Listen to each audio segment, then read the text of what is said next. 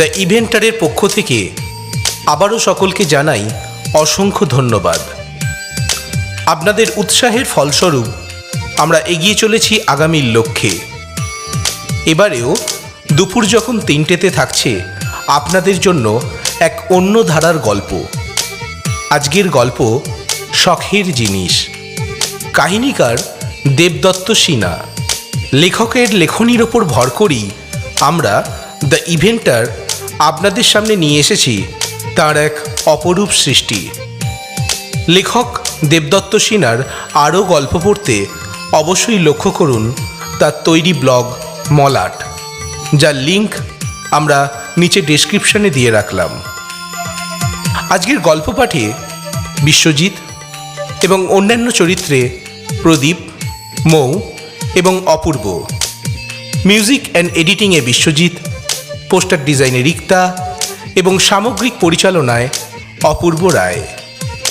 শুরু হচ্ছে আজকের গল্প শখের জিনিস।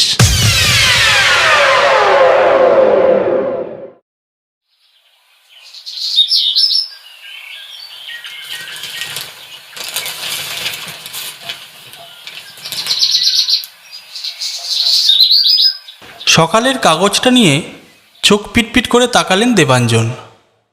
সামান্য ঝাপসা লাগছে যেন। তবে কি পাওয়ার বাড়ল? তা কি করে হয়? এই তো কমাস আগেই দোকানে গিয়ে পাওয়ার চেক করালেন, ঠিকই তো ছিল। তবে তাহলে বোধহয় চোখে কিছু পড়েছে।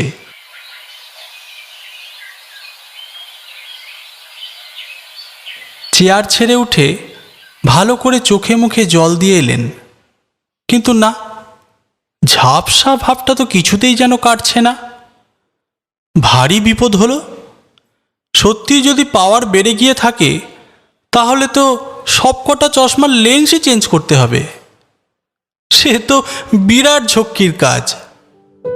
নয় নয় করে কম চশমা নেই দেবাঞ্জনের। খান 15-20 তো হবেই।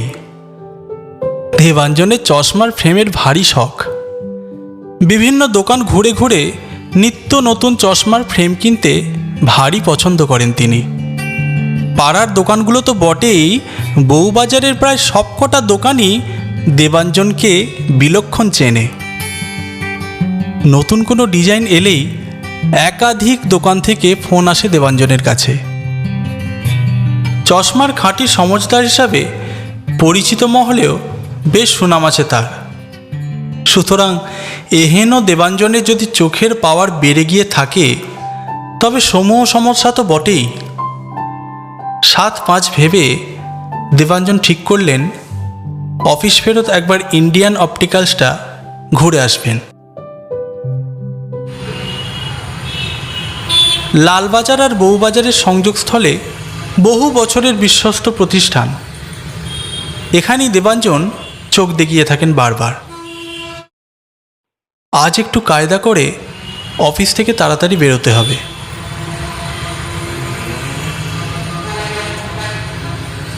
শীতকাল,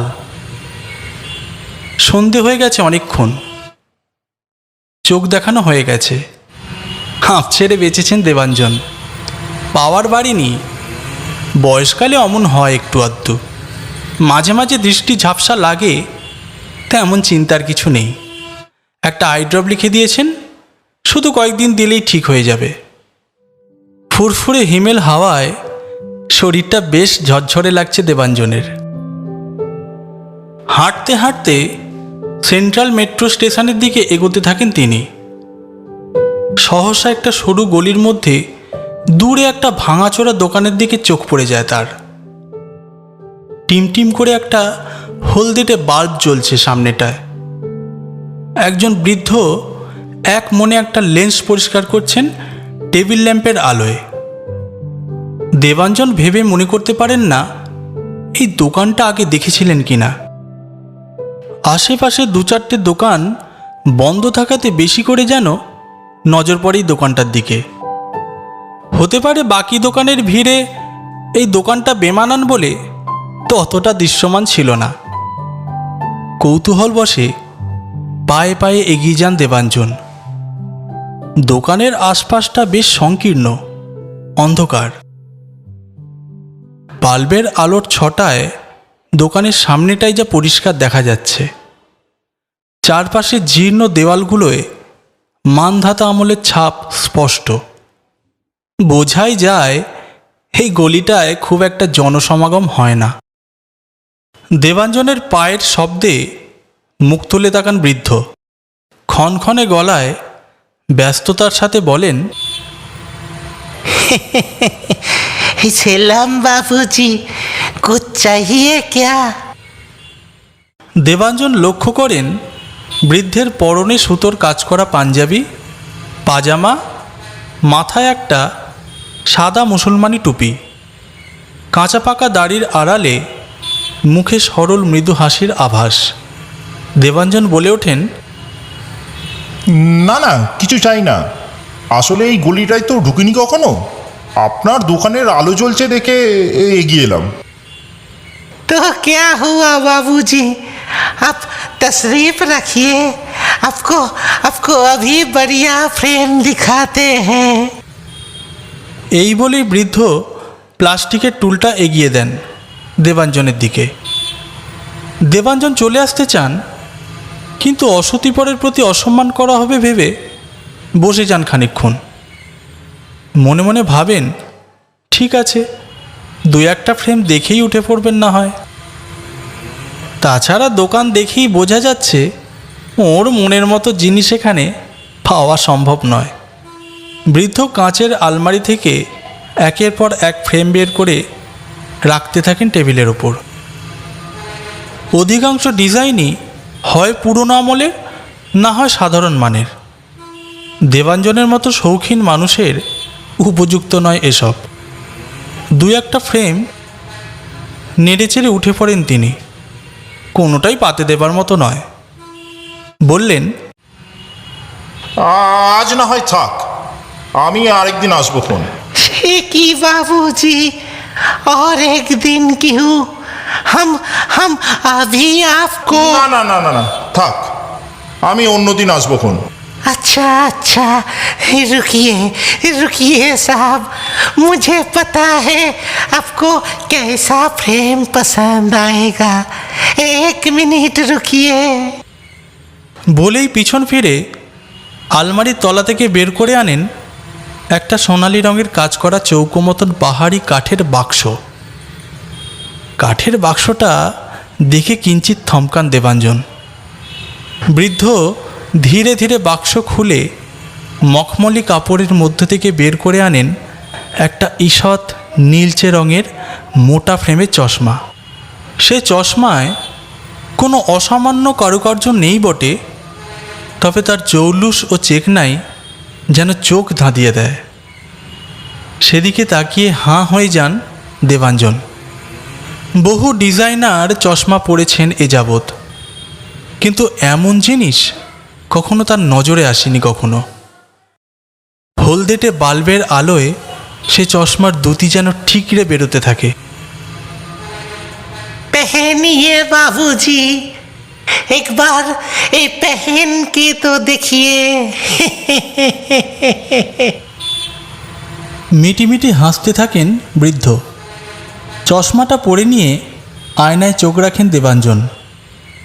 52 বছরের মুখটা যেন ঝকঝক করছে। বয়সের বলিরেখা ছাপিয়ে এক আশ্চর্য ঔজ্জ্বল্য ফুটে উঠেছে যেন। বেশ বুঝতে পারছেন এ জিনিস দিশি নয়। অবাক হয়ে জিজ্ঞাসা করেন, কোথায় পেলেন এটা? बाहर का चीज है बाबूजी, सिंगापुर से आया है।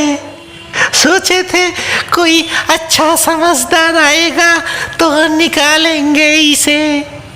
आप ही को तो दिखा रहे हैं पहली बार। লেন্সের পাওয়ার বললে কত তাড়াতাড়ি বানিয়ে দিতে পারবেন? करीब करीब 1 घंटा में रेडी हो जाएगा साहब। আর দাম কত নেবেন? এই দেখুন, ঠিক করে বলবেন কিন্তু, না হলে। अरे अरे 2500 से 1 पैसा भी कम नहीं होगा बाबूजी। आपको क्या झूठ बोलना, आप तो पहली बार मेरे दुकान पे आए हैं।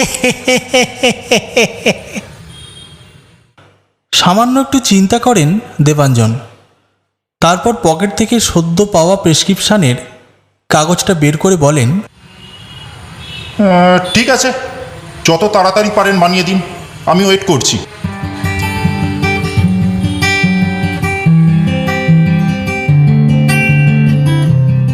নতুন চশমা পাওয়ার আনন্দে প্রায় ছুটতে ছুটতে বাড়ি ঢোকেন দেবাঞ্জন। বাড়ি ঢুকতেই দেবাঞ্জনের স্ত্রী চৈতালি জিজ্ঞাসা করেন, কি ব্যাপার, এত দেরি করলে আজ? আর বলো না, বউবাজারে গিয়েছিলাম চোখ দেখাতে, ফেরার পথে একটা ভালো ফ্রেম পেলাম বুঝলে, কিনে নিলাম। বানাতেই যা একটু সময় লাগলো। উফ, আবার চশমা! তোমাকে যে কি এক অদ্ভুত শখে পেয়েছে ভগবানই জানেন। চৈতালির কটাক্ষে খুব একটা পাত্তা দিলেন না দেবাঞ্জন। দ্রুত হাত মুখ ধুয়ে ডিনার সেরে নিলেন। চশমাটা আর একবার চোখে না পড়া অবধি শান্তি নেই তার। ঘরের টুকিটাকি কাজ সেরে ড্রেসিং টেবিলের সামনে এসে দাঁড়ালেন। কাঠের বাক্স খুলে বের করে আনলেন চশমাটা। টিউবলাইটের আলোয় ফ্রেমটা চকচক করে উঠল। দেবাঞ্জনের মুখাবয়ব জুড়ে চরম তৃপ্তির আভা ছড়িয়ে পড়ে। পুরনো চশমাটা খুলে রেখে নতুন ফ্রেম গলিয়ে নেন দোকানের পাশে।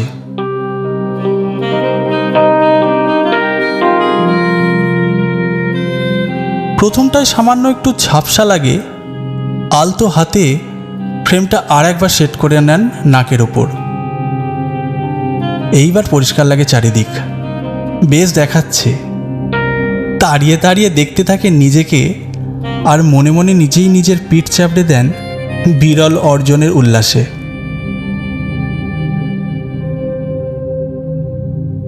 কিন্তু এ কি, এটা কি দেখছেন?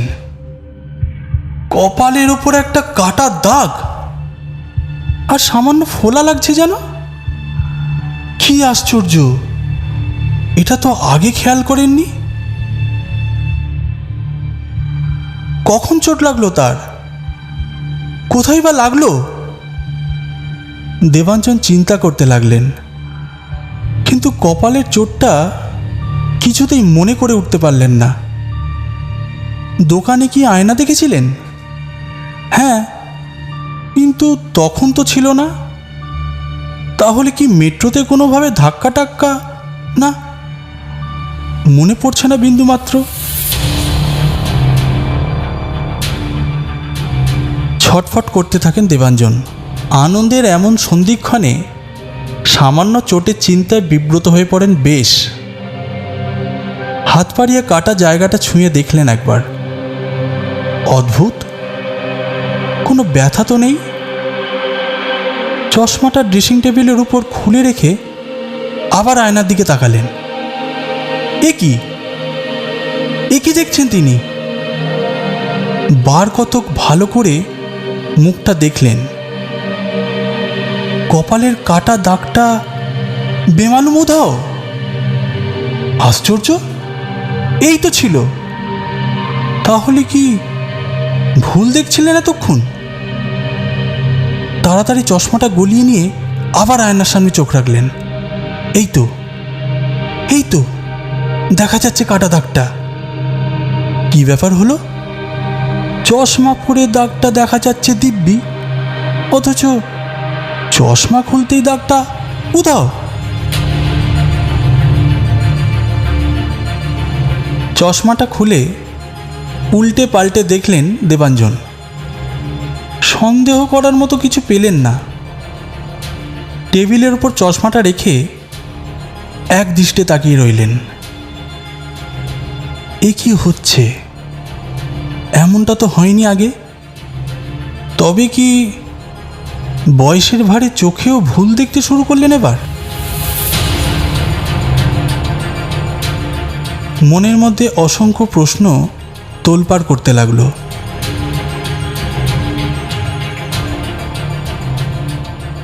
ধীরে ধীরে দেবাঞ্জন কপাল কুঁচকে বাথরুমের দিকে এগোলেন। চৈতালি রান্নাঘর থেকে জিজ্ঞাসা করলেন, কি হলো? নতুন ফ্রেমটা দেখালে না আমায়? আসছি, ব্রাশটা করে আসছি। এইবার এক অত্যাশ্চর্য ঘটনা ঘটল। বাথরুম থেকে বেরোবার সময় ক্ষণিকের বেখেয়ালে চৌকাটে হোঁচট খেয়ে ধরাম করে সামনের দিকে পড়ে গেলেন দেবাঞ্জন। মাথাটা জোর ঠুকে গেল বাঁদিকের বেসিনটাতে। কি হলো? কি গো? কি হলো? এই বলে চিৎকার করে ছুটে এলেন চৈতালি। দেবাঞ্জন কপাল ধরে মুখ কুঁচকে বসে রইলেন মেঝের উপর। চরম যন্ত্রণার চিহ্ন ফুটে উঠেছে সারা শরীর জুড়ে। কোনো রকমে ধরাধরি করে দেবাঞ্জনকে ওঠালেন চৈতালি। উফ, একটু দেখে বেরোবে তো। এ বাবা, ইস, দেখো তো কপালটা কেমন কেটে গেল বিচ্ছিরিভাবে। আচ্ছা, তুমি এক কাজ করো, তুমি সোফায় গিয়ে বসো, আমি আয়োডিন নিয়ে আসছি। আয়োডিন লাগিয়ে ধীরে ধীরে সোফা থেকে উঠলেন দেবাঞ্জন। বিছানায় যাবার আগে ড্রেসিং টেবিলের সামনে একবার এসে দাঁড়ালেন কতটা কেটেছে দেখার জন্য। যা দেখলেন তাতে দুচোখ বিস্ফোরিত হয়ে উঠল। দু হাত আয়নার ওপর ভর দিয়ে ভালো করে নিরীক্ষণ করে দেখলেন যে কিছুক্ষণ আগে আয়নায় দেখা কপালের চোটটা অবিকল একই জায়গায় লেগেছে।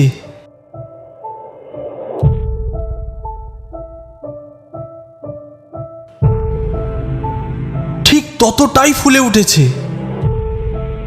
বেশ কয়েক মুহূর্ত থ হয়ে দাঁড়িয়ে রইলেন, একেবারে নিশ্চুপ। ভুল দেখছেন নাকি? এ কি করে সম্ভব? চিৎকার করে ডাকলেন চৈতালিকে। চৈতালি! চৈতালি ছুটে এলেন হুড়মুড়িয়ে। কি হলো? আবার কিছু হলো নাকি? আচ্ছা, মনে করে দেখো তো, বাড়ি ঢোকার পর আমার কপালে কি কোনো কাটা দাগ বা চোট দেখতে পেয়েছিলে? চোট? কই না তো। কেন? না, মানে আমি এই নতুন চশমাটা পরে যখন এই আয়নার সামনে দাঁড়িয়েছিলাম না, আমি স্পষ্ট দেখতে পেয়েছিলাম আমার এই কপালে, জানো চৈতালি, এই এমনই একটা কাটা দাগ, আর ঠিক এই রকমই ফুলে উঠেছিল। কি বলছো? আমি কিন্তু কোনো কাটা দাগ দেখিনি বাপু। আমার মনে হয় তুমি ভুল দেখেছো। না না চৈতালি, ভুল দেখিনি আমি। বিশ্বাস করো, আমি কিন্তু পরিষ্কার দেখেছিলাম, কারণ আমি চশমাটাই পরেছিলাম। দেখো ঠিক এই জায়গাটায়। হ্যাঁ, বুঝেছি। তুমি আয়নায় দেখলে আর তারপরেই পড়ে গিয়ে একেবারে কপালের ঠিক ওইখানটাতেই চোট পেলে, তাই তো? ঘাড় বেঁকিয়ে কৌতুক ভরে জিজ্ঞাসা করলেন চৈতালি। দেবাঞ্জন হতভম্ব হয়ে গেল। স্ত্রীর পরিহাসের কি উত্তর দেবেন ভেবে পান না। বটেই তো, যে আগের ঘটনাটা দেখেনি তাকে নির্ভুলভাবে বোঝানো অসম্ভব। কিছুক্ষণ নির্বাক হয়ে দাঁড়িয়ে থাকলেন দেবাঞ্জন। তারপর অস্ফুটভাবে বলতে থাকেন, আমি কিন্তু ঠিকই দেখেছিলাম, জানি না কি করে। তোমার নতুন চশমায় কয়েক ঘন্টা পর কি হবে সেসব দেখা যায় বুঝি? ভবিষ্যৎ দেখতে পাওয়া যায়, তাই বলছো? কি গো?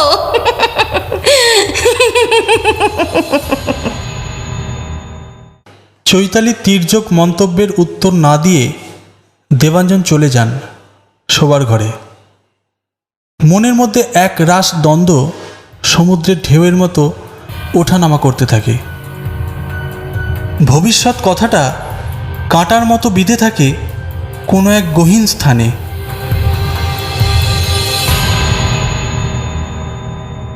পরদিন সকালে অভ্যাস মতো অফিস বেরোলেন দেবাঞ্জন। চোখে সানগ্লাস, নতুন চশমাটা ব্যাগে নিয়ে নিয়েছেন। নানা রকম চিন্তায় অন্যমনস্কভাবে নিজের গন্তব্যের দিকে এগিয়ে যান।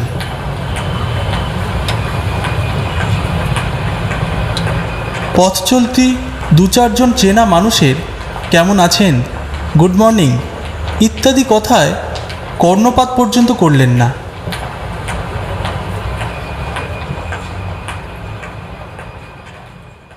অফিসে পৌঁছে নিজের কিউবিক্যালে গুছিয়ে বসেন। সামান্য ইতস্তত করে নতুন চশমাটা বাক্স থেকে বের করে পরে নেন।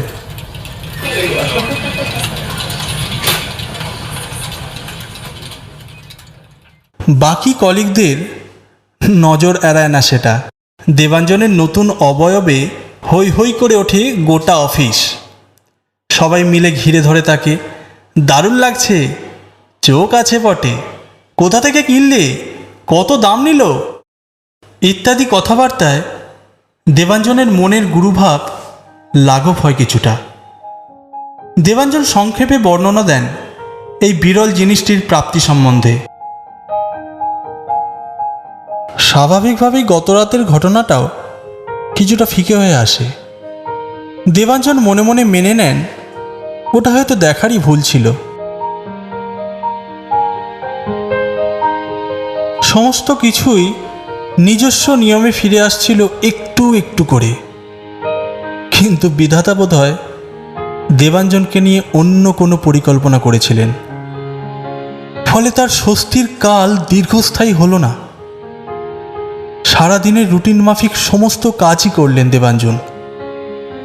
সামনে জেনারেল মিটিং আসছে, মার্কেটিংয়ের প্রেজেন্টেশন তৈরির কাজটা প্রায় শেষ হয়ে এসেছে, আর দু একটা ডেটা শিট পেলেই শেষ হয়ে যাবে। সেটা না হয় কালই দেখা যাবে, এই ভেবে ডেস্কটপের শাটডাউন বাটনটা ক্লিক করলেন। স্ক্রিনের আলো ক্রমশ আবছা হতে হতে মিলিয়ে গিয়ে অন্ধকার হয়ে গেল। অকস্মাৎ এক মায়াবী আলোর ঝলকানিতে সামনে স্ক্রিনটা ফের সচল হয়ে উঠল। দেবাঞ্জন আঁতকে উঠলেন, ভালো করে দেখলেন স্ক্রিনের উপর। স্ক্রিনের উপর ফুটে উঠেছে আগুনের লেলিহান শিখা। সে শিখার সর্বগ্রাসী জিহ্বা স্ক্রিনের চারিদিকে এঁকে বেঁকে ঘুরতে লাগলো ভয়ঙ্কর লালসায়। ভয় কাঠ হয়ে গেলেন। স্পষ্ট দেখতে পেলেন একটা 5 তলা বিল্ডিংয়ে আগুন জ্বলছে। ভারী চেনা লাগলো বিল্ডিংটাকে, কিন্তু কিন্তু মনে করতে পারলেন না কোথায় দেখেছেন।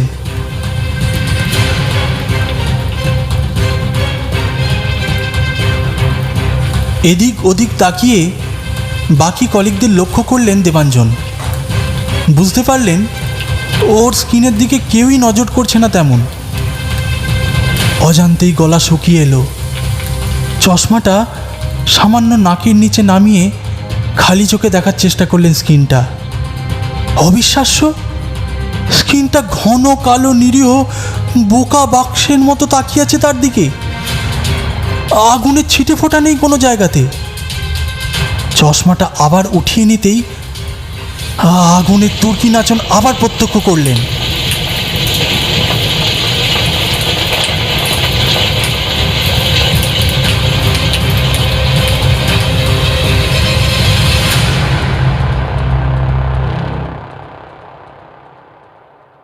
তাড়াতাড়ি করে ডেস্কের ওপর থেকে ব্যাগটা কাঁধে নিয়ে ছুটে গেলেন লিফটের দিকে।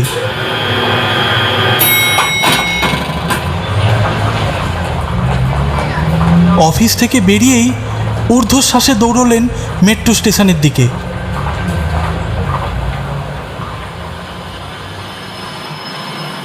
মেট্রোতে উঠে এক কোণায় দাঁড়িয়ে থরথর করে কাঁপতে লাগলেন সমানে। ডিসেম্বরের হিমেল সন্ধ্যাতেও কপালে বিন্দু বিন্দু ঘামের রেখাচিত্র ফুটে উঠল।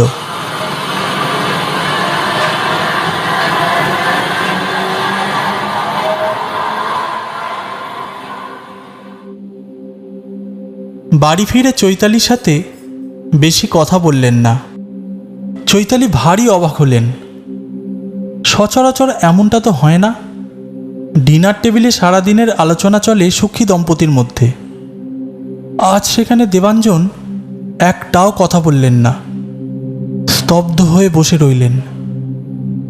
কোনো মতে দুটো রুটি নাকে মুখে গুঁজেই সিগারেট ধরিয়ে চলে গেলেন বারান্দায়। বুকের মধ্যে হৃৎপিণ্ডের ধুকপুকানি যেন রাতের নিস্তব্ধতায় বেশি করে শুনতে পেলেন। বারে বারে স্ক্রিনের ছবিটা ফুটে উঠছিল চোখের সামনে। এরকমটা কেন দেখলেন আবার? তাহলে কি গত রাত্রে আয়নায় যেটা দেখেছিলেন সেটা সত্যি?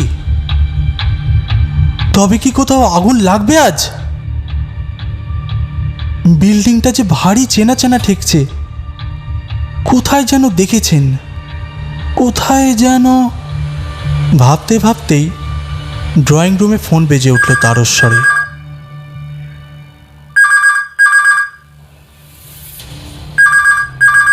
চমকে উঠলেন দেবাঞ্জন। শুনলেন চৈতালি ফোনটা ধরেছে। কিছুক্ষণ কথা বলার পর রিসিভার নামিয়ে রেখে দৌড়তে দৌড়তে চৈতালি বারান্দায় এসে বললেন, এই কি গো শুনছো? বিভাস ফোন করেছিল, বললো তোমাদের অফিসে নাকি আগুন লেগেছে। দুটো ফ্লোর একবারে পুড়ে ছাই হয়ে গেছে গো। তুমি প্লিজ একটা ফোন করো, তোমাকে তাড়াতাড়ি ফোন করতে বললো। ফস করে সিগারেটটা হাত থেকে পড়ে গেল দেবাঞ্জনের। এক ঝটকায় মনে পড়ে গেল কম্পিউটার স্ক্রিনে যে বিল্ডিংটা দেখেছিলেন সেটা তার অফিসেরই উত্তর দিক। ও দিকটা খুব একটা যাওয়া হয় না বলে স্পষ্ট মনে পড়ছিল না তার।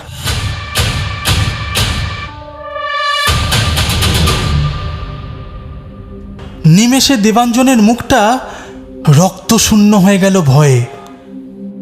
কাঁপতে কাঁপতে বসে পড়লেন বারান্দার ধাপিতে। চৈতালি চেঁচিয়ে উঠলেন, কি গো, কি হলো? কি হলো তোমার? ও ভবিষ্যৎ, ভবিষ্যৎ, হ্যাঁ ভবিষ্যৎ। ভবিষ্যৎ? কিসের ভবিষ্যৎ? কি বলছো কি? চৈতালি জিজ্ঞাসু দৃষ্টিতে তাকিয়ে রইলেন দেবাঞ্জনের দিকে। দেবাঞ্জন কাঁপা কাঁপা হাত তুলে তর্জনী দিয়ে ড্রেসিং টেবিলের দিকে ইঙ্গিত করলেন। চৈতালি মুখ ঘুরিয়ে দেখলেন ড্রেসিং টেবিলের উপরে দেবাঞ্জনের নতুন চশমাটা রাখা আছে উপর করে। টেবিলের পরা সাদা আলোতে যেন তার ঔজ্জ্বল্য বেড়ে গিয়েছে আরও কয়েক গুণ। সে চশমাটা যেন উপুর হয়েই তাকিয়ে রয়েছে তাদের দুজনের দিকে। চশমার লেন্স দিয়ে যেন নিক্ষেপিত হচ্ছে কোনো এক পৈশাচিক হাহাকারের জ্বলন্ত দৃষ্টি। সারা রাত দু চোখের পাতা এক করতে পারলেন না দেবাঞ্জন। সমস্ত ঘটনা শুনে চৈতালি কাকতালীয় বলে উড়িয়ে দিলেও নিজের মন থেকে ঝেড়ে ফেলতে পারলেন না পুরোপুরি। একটা সূক্ষ্ম দ্বন্দ্ব তার মনে রয়েই গেল।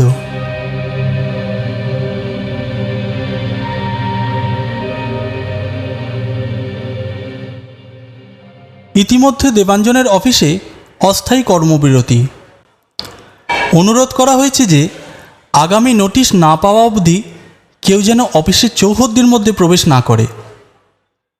পরের দিন দেবাঞ্জন ঠিক করে নিলেন যেমন করেই হোক একবার বউবাজারে সেই দোকানে যোগাযোগ করতে হবে।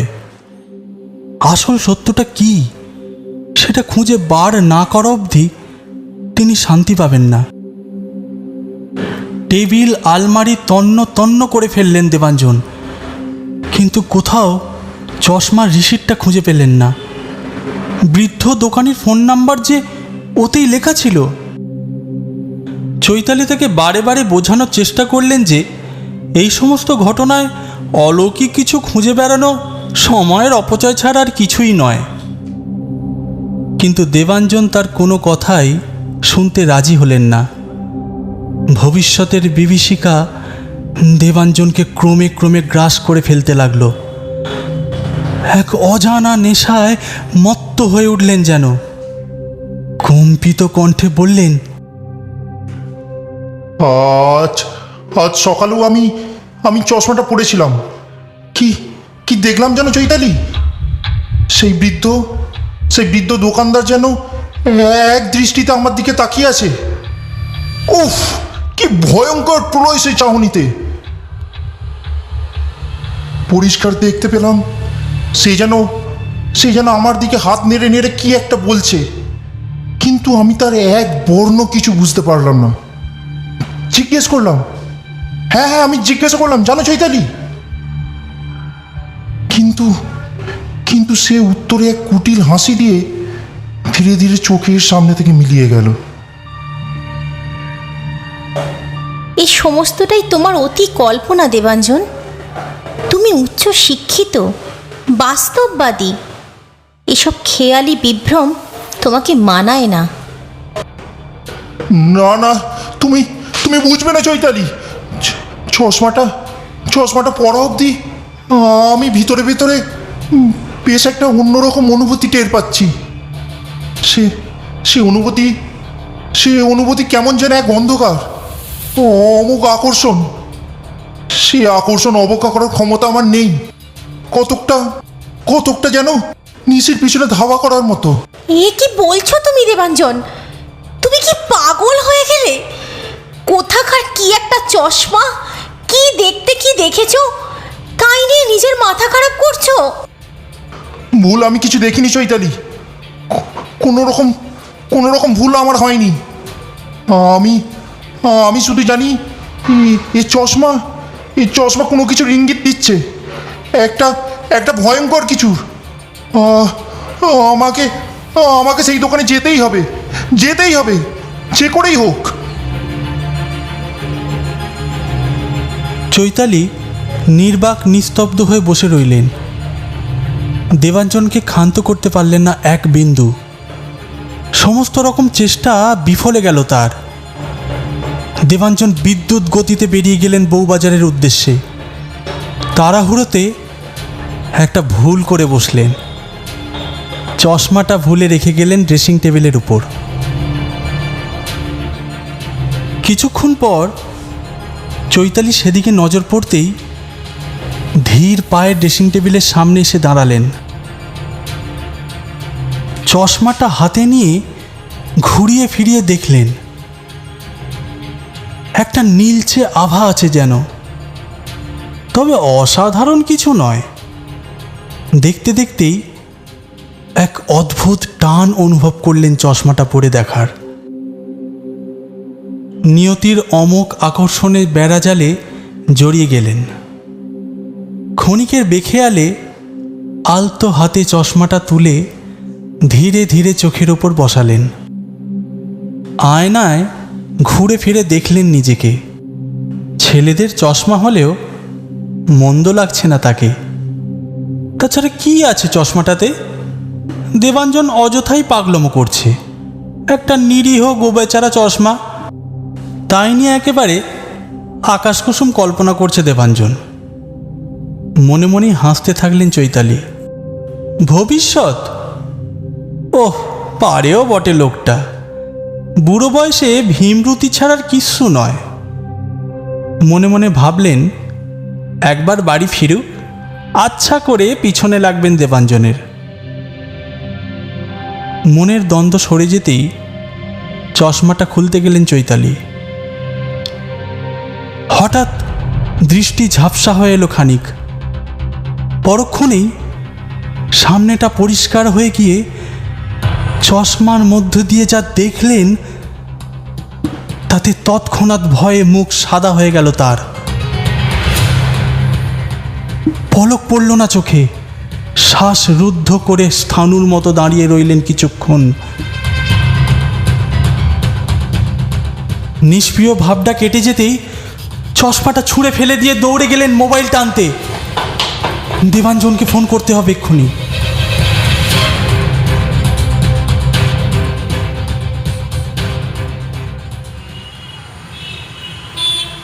এদিকে অটো চেঞ্জ করে মেট্রো ধরে নিলেন দেবাঞ্জন। পুঞ্জীভূত মেঘের মতো দম বন্ধ কৌতূহল ঘন জমাট বাঁধতে লাগলো বুকের মধ্যে।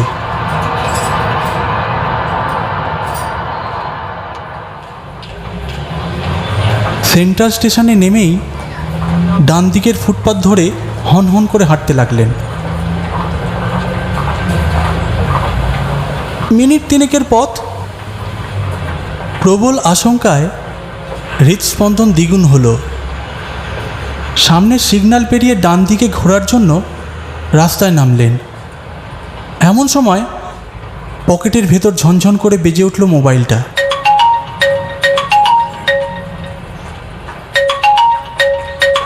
দেবাঞ্জন ফোনটা তুললেন না। এমন গুরুত্বপূর্ণ মুহূর্তে ফোন আসতে কপালে একরাশ বিরক্তির ভাঁজ দেখা দিল। ফোনটা কেটে গেল আপনা আপনি। কিন্তু পরক্ষণেই আবার কম্পন অনুভব করলেন পকেটের মধ্যে। চোখ মুখ কুঁচকে হাত গলিয়ে পকেট থেকে বের করলেন দূরাভাষ যন্ত্রটি। চৈতালি ফোন করেছে। সবুজ বটনটা টিপে রিসিভ করে বললেন, হ্যালো হ্যালো, হ্যাঁ কী বলছো? কি? খেয়াল করলেন না ওদিকে সিগন্যালের রঙও সবুজ হয়ে গেছে। চকিতের অন্যমনস্কতায় কথা বলতে বলতে রাস্তা পেরোতে গেলেন দেবাঞ্জন। ঠিক সেই সময় বাঁদিক থেকে সাক্ষাৎ দানবের মতো একটা কালো সিডান এসে সজোরে ধাক্কা মারল তার কোমরে। তীব্র চিৎকার করে প্রায় 20 গজ দূরে ছিটকে পড়লেন দেবাঞ্জন। মোবাইলটা টুকরো টুকরো হয়ে ছড়িয়ে পড়ল রাস্তার চারপাশে। মুহূর্তের মধ্যে রক্তের স্রোত নেমে এলো দেবাঞ্জনের গাল আর চিবুক বেয়ে।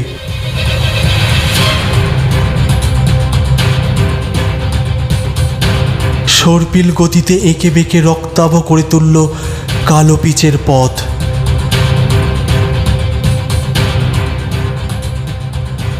হই হই করে ভিড় জমে গেল আশেপাশে। চৈতালির শেষ ফোনটা তুলতে পারলেন না দেবাঞ্জন। সাবধান বাণী আটকে পড়ে রইল অপ্রত্যাশিত দুর্ভাগা মুহূর্তদের মধ্যে। অবশ দেহে ডান হাতের কম্পমান রক্তাক্ত আঙুল তুলে ফোনের একটা টুকরো ছুঁতে চাইলেন কোনো রকমে, পারলেন না।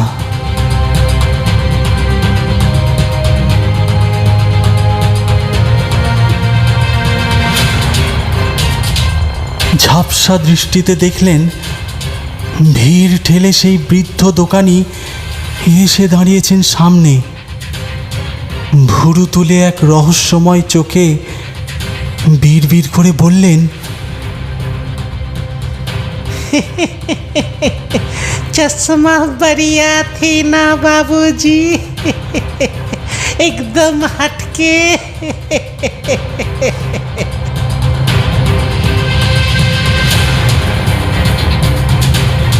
দেবাঞ্জনের চোখের পাতায় ঘন অন্ধকার নেমে এলো ক্রমে।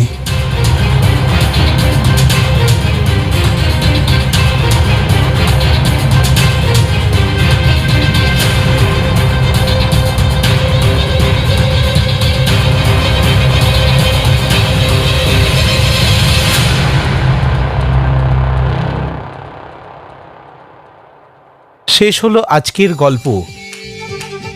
কেমন লাগলো তা অবশ্যই কমেন্ট বক্সে লিখে জানান। আর যদি ভালো লেগে থাকে তাহলে লাইক করবেন এবং শেয়ার করবেন আপনার পরিচিত বন্ধুবান্ধবদের কাছে। আপনি যদি এই চ্যানেলে নতুন হয়ে থাকেন তাহলে অবশ্যই দ্য ইভেন্টার ইউটিউব চ্যানেলটি সাবস্ক্রাইব করে পাশে থাকা বেল আইকনটি প্রেস করবেন, যাতে সকলের আগে আপনার কাছে নোটিফিকেশনটি পৌঁছে যায়।